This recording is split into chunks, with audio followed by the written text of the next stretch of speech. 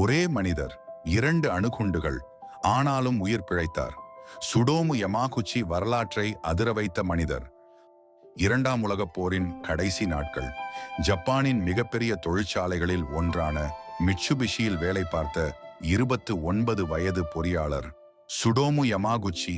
அவருக்கே தெரியாது வரலாறு அவரை தேர்வு செய்ய போகிறது என்று. ஆகஸ்ட் 6, 1945. ஹிரோஷிமா.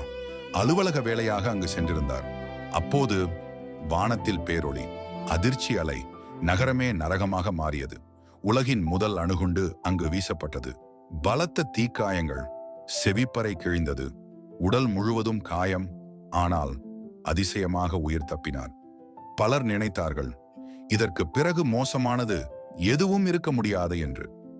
ஆகஸ்ட் 9, 1945. சிகிச்சை பெற்று சொந்த ஊருக்கு திரும்பினார். அலுவலகத்தில் ஹிரோஷிமா பயங்கரத்தை விவரித்துக் கொண்டிருந்தார். அந்த நேரம் மீண்டும் பேரொளி, மீண்டும் அணுகுண்டு. ஆம், 2 அணுகுண்டு தாக்குதல்களிலும் நேரடியாக சிக்கியும் 2லும் உயிர் பிழைத்தார்.